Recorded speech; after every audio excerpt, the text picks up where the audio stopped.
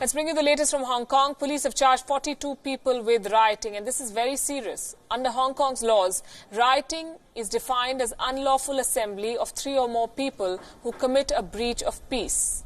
This is the law. The punishment for rioting is 10 years in jail. There is another concern. Among the 44 people charged are more than a dozen students, even a 16-year-old girl. 16.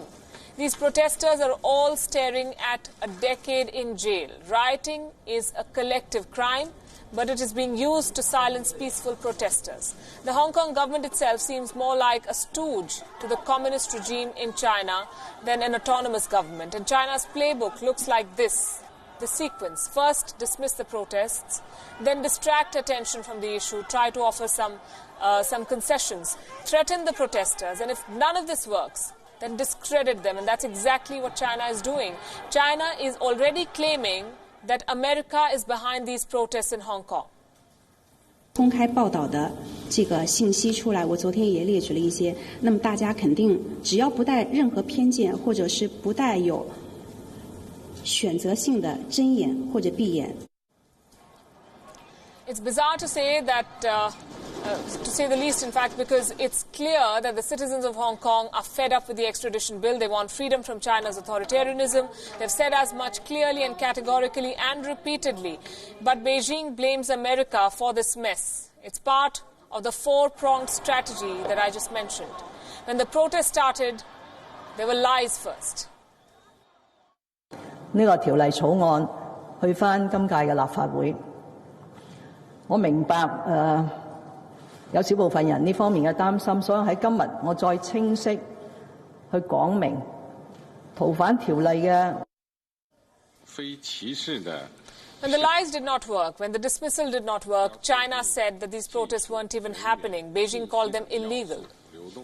香港特区发生的暴力冲击立法会大楼、肆意损坏立法会设施的行为，是践踏法治、危害社会秩序的严重违法行为。我们对此予以强烈的谴责。China's stance was also reflected in its mouthpiece, Xinhua. Xinhua covered precious little on the protests. It's as if China does not want any protests at home. It does not want to acknowledge that there are protests at home. So it used its ability to control information to black out the protests. What's more dramatic than Beijing's dismissal is the distraction tactic. Since the protests began, China has criticized the UK for interfering in its internal issue. It has criticized the Western agenda against the treatment of Uyghur Muslims in Xinjiang. The UK government chose to stand on the wrong side. It has made inappropriate remarks, not only to interfere in the internal affairs of Hong Kong, but also to back up the violent lawbreakers.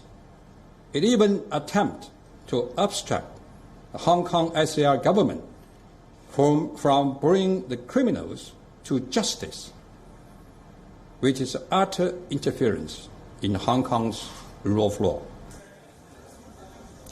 Well, the list goes on. China cares for nothing but control. Amidst the protests, China even held grand celebrations of the 22nd anniversary of Hong Kong's return to the mainland. Unnecessarily, China blamed Jeremy Hunt of politicizing Hong Kong to win elections in the UK, and that statement frankly did not make any sense at all. It was distraction at its best. China has also hailed Hong Kong's economic growth since its return to the mainland. Xi Jinping government continues to back Carrie Lam, but Chinese officials have also been provoking violence against protesters.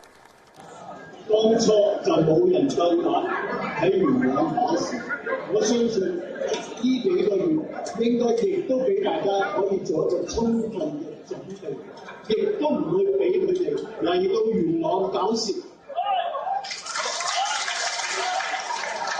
我哋喺度一片喜慶，一片祥和。 And the police have in fact turned a blind eye towards the attack on protesters. They've threatened the international community against interference. They've threatened protesters of strong action. An actor from Hong Kong, Simon Yam, was stabbed on stage during a promotional event in China. Ever since protesters were targeted in Wenlong train station, the situation has gone from bad to worse. But China's strategy has done precious little to dampen the spirit of these protesters. Look at those images. When all the tactics have failed, Beijing has blamed the United States of triggering this conflict.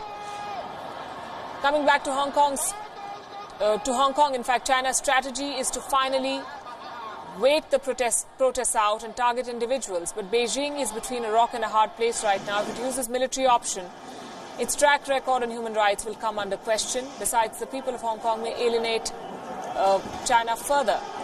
If the protest continues and Xi Jinping's handling of the situation is going to be criticized, there's a lot at risk for China's authoritarian government.